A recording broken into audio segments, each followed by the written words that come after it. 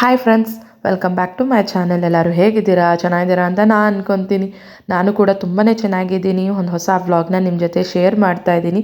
ಇನ್ನೂ ಯಾರೆಲ್ಲ ನನ್ನ ಚಾನಲ್ನ ಸಬ್ಸ್ಕ್ರೈಬ್ ಮಾಡಿಲ್ಲ, ಪ್ಲೀಸ್ ನನ್ನ ಚಾನಲ್ನ ಸಬ್ಸ್ಕ್ರೈಬ್ ಮಾಡಿ, ಸಪೋರ್ಟ್ ಮಾಡಿ. ನಿಮಗೆ ಈ ವಿಡಿಯೋ ಇಷ್ಟ ಆಯಿತು ಅಂದರೆ ಲೈಕ್, ಶೇರ್, ಕಮೆಂಟ್. ನನ್ನ ಇನ್ಸ್ಟಾಗ್ರಾಮ್ ಅಕೌಂಟು ಕೂಡ ಫಾಲೋ ಮಾಡಿ. ಸೊ ಬೆಳಗಿಂದನೇ ವ್ಲಾಗ್ನ ಸ್ಟಾರ್ಟ್ ಮಾಡಿದ್ದೀನಿ. ನಾನಂತೂ ತುಂಬಾ ಲೇಝಿ. ಬೆಳಗ್ಗೆ ಎದ್ದಿದ ತಕ್ಷಣ ನಾನು ಆ್ಯಕ್ಟಿವೇ ಆಗಲ್ಲ. ಬೆಡ್ ಮೇಲೆ ಒಂದು 5 ಮಿನಿಟ್ಸ್ ಕೂತ್ಕೊಂಡಿರ್ತೀನಿ. ಅದಾದಮೇಲೆ ಚೇರ್ ಮೇಲೆ ಬಂದು ಒಂದು 2 ಮಿನಿಟ್ಸ್ 3 ಮಿನಿಟ್ಸ್ ಕೂತ್ಕೊತೀನಿ. ಅದಾದಮೇಲೆ ನಾನು ಫ್ರೆಶ್ ಅಪ್ ಆಗಿ ಎಲ್ಲ ಕೆಲಸನ ಸ್ಟಾರ್ಟ್ ಮಾಡ್ತೀನಿ. ಬೆಳಗ್ಗೆ ಆದರೆ ಅಯ್ಯೋ ಯಾಕಾರೋ ಬೆಳಗ್ಗೆ ಆಯಿತು ಅಂತ ಅನಿಸ್ಬಿಡುತ್ತೆ ನನಗೆ ಒಂದೊಂದು ಸತಿ. ಸೊ ಆಚೆ ಕಡೆ ಬಾಗಿಲಿಗೆಲ್ಲ ನೀರು ಹಾಕ್ತಾಯಿದ್ದೆ. ಅಷ್ಟೊತ್ತಿಗೆ ನಮ್ಮ ಅತ್ತೆ ತರಕಾರಿ ಎಲ್ಲ ಕಟ್ ಮಾಡಿ ಒಗ್ಗರಣೆ ಎಲ್ಲ ಹಾಕಿ ಶಾವಿಗೆ ಉಪ್ಪಿಟ್ಟನ್ನ ರೆಡಿ ಮಾಡಿದರು. ನನ್ನ ಹಸ್ಬೆಂಡು 8:30 9 o'clock ಅರೌಂಡು ಆಫೀಸ್ಗೆ ಹೊರಡ್ತಾರೆ. ಸೊ ಎಲ್ಲ ಪ್ರಿಪೇರ್ ಮಾಡಿ ಲಂಚ್ ಬಾಕ್ಸ್ನೆಲ್ಲ ಹಾಕಿಟ್ಟಿದ್ರು.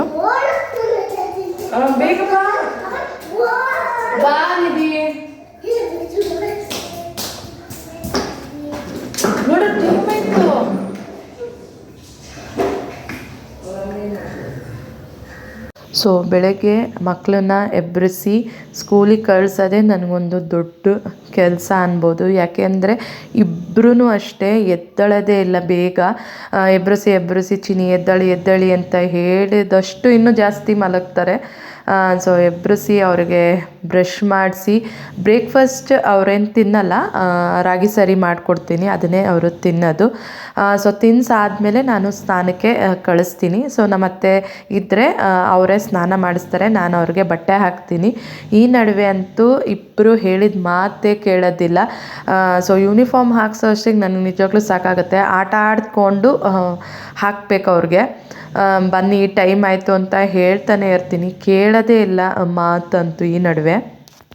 ಸೊ ಅವ್ರಿಗೆ ತಲೆ ಬಾಚೋಷ್ಟಿಗೆ ನಿಜವೂ ಸಾಕಾಗುತ್ತೆ. ಒಂಚೂರು ಪ್ರೆಷರ್ ಕೊಟ್ಟು ಬಾಚಣಿಗೆಯಲ್ಲಿ ಬಾಚಿದ್ರೆ ಅಂತ ಅಳ್ತಾರೆ. ಒಂದೊಂದ್ಸತಿ ಅನಿಸ್ಬಿಡುತ್ತೆ ಬಾಯ್ ಕಟ್ ಮಾಡಿಸ್ಬಿಡೋಣ ಅಂತ ಅಂದ್ಬಿಟ್ಟು. ಇವಾಗಲ್ಲ, ಸ್ಕೂಲಿಂದ ಬಂದ್ಮೇಲೆ ಆಟ. ಈಗ ಸ್ಕೂಲಿಗೆ ಹೋಗ್ಬೇಕು. ಹಾಕೋ. Very good. ನಿಧಿ ಬೇಗ ಬಾ, ಬ್ಯಾಗ್ ತಗೋ.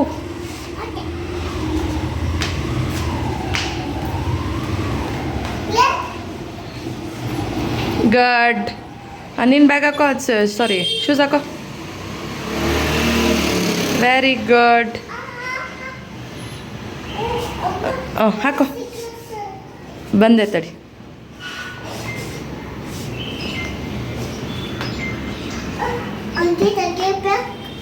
ಹಾಕ್ಕೊಂಡ ಸ್ಕೂಲ್ಗೆ ಹೊರಟ್ರಾ? ನಡಿ ಹೋಗನ್. ಹೋಗ್ಬಿಡ ತಡಿ ಹಂಗೆ. ಸೊ ಫ್ರೆಂಡ್ಸ್, ಮಕ್ಕಳನ್ನ ಸ್ಕೂಲಿಗೆ ಬಿಟ್ಟು ಬಂದಾಯಿತು. ಈಗ ಇನ್ಮೇಲೆ ಕ್ಲೀನಿಂಗ್ ಕೆಲಸ ಎಲ್ಲ ಸ್ಟಾರ್ಟ್ ಆಗುತ್ತೆ. ಸೊ ಇವಾಗ ಟೈಮ್ ಬಂದುಬಿಟ್ಟು 9:30. ಸೊ ನಮ್ಮ ಬ್ರೇಕ್ಫಾಸ್ಟ್ ಮಾಡಿ ಅಡುಗೆ ಮನೆಯೆಲ್ಲ ಕ್ಲೀನ್ ಮಾಡಬೇಕು. ಮತ್ತು ಇವರು ಆಟ ಸಾಮಾನೆಲ್ಲ ಅರವಾಡಿರ್ತಾರಲ್ಲ ಅದನ್ನೆಲ್ಲ ಎತ್ತಿಡಬೇಕು. ಸೊ ಇವತ್ತೊಂದು ಸ್ವಲ್ಪ ಫ್ರಿಜ್ಜೆಲ್ಲ ಕ್ಲೀನ್ ಮಾಡೋಣ ಅಂತ ಅಂದ್ಕೊಂಡಿದ್ದೀನಿ. ಆಲ್ಮೋಸ್ಟ್ ಒಂದು 15-20 ಡೇಸ್ ಆಯಿತು ಕ್ಲೀನೇ ಮಾಡಿದ್ದಿಲ್ಲ. ಸೊ ಇವತ್ತು ಅದನ್ನು ಸಹ ಮಾಡಬೇಕು. ಬ್ರೇಕ್ಫಾಸ್ಟ್ ಎಲ್ಲ ಆದಮೇಲೆ ಅದನ್ನು ಮಾಡ್ತೀನಿ. ಸೊ ಇವಾಗ 9:30 12:30 ಹೆಂಗಾಗುತ್ತೆ ಅಂತ ಗೊತ್ತೇ ಆಗಲ್ಲ. ಸೊ ಕೆಲಸ ಒಂದರಿಂದ ಒಂದು. ಸೊ ಎಲ್ಲ ಮುಗಿಸೋಷ್ಟಿಗೆ ಮಕ್ಕಳು ಬರ್ತಾರೆ. ಮಕ್ಕಳು ಬಂದ ತಕ್ಷಣ ಮತ್ತೆ ನಮ್ಮ ರುಟೀನ್ ಸ್ಟಾರ್ಟ್ ಆಗುತ್ತೆ. ಸೊ ಇವಾಗ ಬ್ರೇಕ್ಫಾಸ್ಟ್ ಮಾಡೋಣ. ಸೊ ಬ್ರೇಕ್ಫಾಸ್ಟ್ ಎಲ್ಲ ತಿಂದು ಆದಮೇಲೆ ಅಡುಗೆ ಮನೆ ಕ್ಲೀನ್ ಮಾಡೋಕ್ಕೆ ಸ್ಟಾರ್ಟ್ ಮಾಡ್ತೀನಿ. ಸೊ ತಿಂದು ಒಂದು 5-10 ಮಿನಿಟ್ಸು ಮಮ್ಮಿ ಜೊತೆ ಕಾಲಲ್ಲಿ ಮಾತಾಡಿಕೊಂಡು, ಇಲ್ಲ ಕೆಲವೊಂದು ಸತಿ ನನ್ನ ಕಸಿನ್ಸು ಸಹ ಫೋನ್ ಮಾಡ್ತಾರೆ ಮಾತಾಡೋಕ್ಕೆ ಅಂತ. ಆವಾಗ ಮಕ್ಕಳು ಸ್ಕೂಲಿಗೆ ಹೋಗಿರ್ತಾರೆ. ಸೊ ಮಕ್ಕಳು ಇಲ್ಲದ ಟೈಮಲ್ಲೇ ನಾವು ಕಸಿನ್ಸ್ ಜೊತೆ ಮಾತಾಡೋದು. ಯಾಕೆಂದರೆ ಮಕ್ಕಳಿದ್ರೆ ನಿಜವಾಗ್ಲೂ ನಮ್ಮ ಕೈಲಿ ಫೋನೇ ಇರೋದಿಲ್ಲ. ಅವರೇ ನೋಡ್ತಾ ಇರ್ತಾರೆ ಮತ್ತು ಆಡ್ತಾ ಇರ್ತಾರೆ. ಸೊ ನಮಗೆ ಮಾತಾಡೋಕ್ಕೂ ಆಗೋದಿಲ್ಲ ಸರಿಯಾಗಿ. ಸೊ ಕೆಲವೊಂದು ಸತಿ ಅವರು ಮಾತಾಡ್ತಾ ಇರ್ತಾರೆ, ಮಾತಾಡ್ಕೊಂಡು ಕೂತ್ಕೊತೀನಿ. ಅದಾದಮೇಲೆ ನಾನು ಅಡುಗೆ ಮನೆಯೆಲ್ಲ ಕ್ಲೀನ್ ಮಾಡ್ತೀನಿ. ನನಗೆ ಫಸ್ಟು ಅಡುಗೆ ಮನೆ ಪಾತ್ರೆ ಎಲ್ಲ ವಾಶ್ ಮಾಡಿ ಕ್ಲೀನ್ ಮಾಡಿಬಿಡಬೇಕು. ಯಾಕೆಂದರೆ ಅಡುಗೆ ಮಾಡುವಾಗ ಎಲ್ಲ ಹರ್ಕೊಂಡಿರ್ತೀವಿ. ಸೊ ಅದನ್ನೆಲ್ಲ ನೀಟಾಗಿ ಇಟ್ಬಿಟ್ಟು ಕ್ಲೀನಿಂಗ್ ಎಲ್ಲ ಸ್ಟಾರ್ಟ್ ಮಾಡ್ತೀನಿ. ಸೊ ಫ್ರೆಂಡ್ಸ್, ಈ ವಿಷಯನ ನಿಮ್ಮ ಜೊತೆ ಶೇರ್ ಮಾಡಬೇಕು ಅಂತ ಅನ್ನಿಸ್ತು, ಅದಕ್ಕೆ ಶೇರ್ ಮಾಡ್ತಾಯಿದ್ದೀನಿ. ಮದುವೆಗಿಂತ ಮುಂಚೆ ಅಮ್ಮನ ಮನೆಯಲ್ಲಿ ನಾನು ಯಾವುದೇ ರೀತಿ ಜವಾಬ್ದಾರಿಯಿಂದ ಕೆಲಸ ಮಾಡೋದಾಗಲಿ, ಅಡುಗೆ ಮಾಡೋದಾಗಲಿ, ಮಮ್ಮಿಗೆ ಹೆಲ್ಪು ಒಂಚೂರು ಮಾಡ್ತಾ ಇರ್ತಿಲ್ಲ. ಮದುವೆ ಆದಮೇಲೇ ಎಲ್ಲ ಜವಾಬ್ದಾರಿನೂ ನನಗೆ ಬಂತು. ಸೊ ಅಡುಗೆನೂ ಸತ ಮಾಡೋಕ್ಕೆ ಬರ್ತಾಯಿತ್ತಿಲ್ಲ. ಮದುವೆ ಆಗಿ ಹೊಸದ್ರಲ್ಲಿ ಮಮ್ಮಿಗೆ ಫೋನ್ ಮಾಡ್ತಾಯಿದ್ದೆ, ಯಾವ ಥರ ಮಾಡೋದು, ಏನು ಮಾಡೋದು ಅಂತೆಲ್ಲ ಕೇಳ್ತಾ ಇದ್ದೆ. ಯಾಕೆಂದರೆ ನಾನು ನನ್ನ ಹಸ್ಬೆಂಡ್ ಇಬ್ಬರೇ ಇದ್ದಿದ್ದು, ಅತ್ತೆ ಮಾವ ಎಲ್ಲ ಊರಲ್ಲಿದ್ದರು. ಸೊ ಪ್ರತಿಯೊಂದಕ್ಕೂ ಮಮ್ಮಿನೇ ಕೇಳ್ತಾ ಇದ್ದೆ. ಸೊ ಫುಲ್ ಜವಾಬ್ದಾರಿ ನನ್ನ ಮನೆ, ಸೊ ಕ್ಲೀನಾಗಿ ಇಟ್ಕೋಬೇಕು ಅಂತೆಲ್ಲ ಮೈಂಡಿಗೆ ಬಂದುಬಿಡ್ತು. ಸೊ ನಾನು ಊರಿಗೆಲ್ಲ ಹೋದಾಗ ಮದುವೆಗಿಂತ ಮುಂಚೆ ಅಜ್ಜಿ ಮನೆಗೆ ಅಜ್ಜಿಗೆ ಹೆಲ್ಪ್ ಮಾಡೋಣ ಅಂತ ಸ್ವಲ್ಪ ಪಾತ್ರೆ ಎಲ್ಲ ತೊಳ್ಕೊಡ್ತಾ ಇದ್ದೆ. ಬಟ್ ಅಜ್ಜಿಯೇ ಬಿಡು, ನೀನು ಸರಿಯಾಗಿ ತೊಳೆಯೋದಿಲ್ಲ ಅಂತ ಹೇಳಿ ಅವರೇ ತೊಳೆಯೋರು. ಈಗ ನಾನು ಎಷ್ಟು ಪರ್ಫೆಕ್ಟ್ ಆಗಿದ್ದೀನಿ ಪಾತ್ರೆ ತೊಳೆಯೋದ್ರಲ್ಲಿ, ಅಜ್ಜಿ ಇದ್ದಿದ್ರೆ ನೋಡ್ತಾ ಇದ್ರೇನೋ, ಎಷ್ಟು ಖುಷಿ ಪಡೋರೇನೋ, ಓ ನನ್ನ ಮೊಮ್ಮಗಳು ಎಷ್ಟು ಚೆನ್ನಾಗಿ ತೊಳಿತಾ ಇದ್ದಾಳೆ ಅಂತ ಅಂದ್ಬಿಟ್ಟು. So life style full change ಆಗುತ್ತೆ. ನಮಗೆ ಜವಾಬ್ದಾರಿ ಬರುತ್ತೆ, ನನ್ನ ಮನೆ, ನನ್ನ ಹಸ್ಬೆಂಡು, ನನ್ನ ಮಕ್ಕಳು ಅಂತ. ಮಕ್ಕಳಾದ್ರಂತೂ ಸೊ ಅವರಿಗೆ ಲಾಲನೆ ಪಾಲನೆ ಮಾಡ್ತಾ ನಮ್ಮ ಲೈಫ್ ಫುಲ್ ಮಕ್ಕಳಿಗೆ ಅಂತಲೇ ನಾವು ಮುಡುಪಾಗಿ ಇಟ್ಬಿಟ್ಟಿರ್ತೀವಿ. In this crazy life we live, we all need someone to hold, a friend to light the way. So ಅಡುಗೆ ಮನೆ ಎಲ್ಲ ಕ್ಲೀನ್ ಮಾಡಾದಮೇಲೆ ಫ್ರಿಡ್ಜ್ನ ಕ್ಲೀನ್ ಮಾಡೋಣ ಅಂತ ಮಾಡ್ತಾಯಿದ್ದೆ. ನನಗೆ ಕಂಪಲ್ಸರಿಯಾಗಿ 15 ಡೇಸ್ ಇಲ್ಲ 20 ಡೇಸ್ಗೆ ಫ್ರಿಡ್ಜೆಲ್ಲ ಕ್ಲೀನ್ ಮಾಡಬೇಕು. ಗಲೀಜು ಥರ ಅನ್ನಿಸ್ಬಿಟ್ರೆ ಕ್ಲೀನ್ ಮಾಡಬೇಕು ಫ್ರಿಡ್ಜ್ನ ಅಂತ ಓಡ್ತಾ ಇರುತ್ತೆ ಮನಸ್ಸಲ್ಲಿ.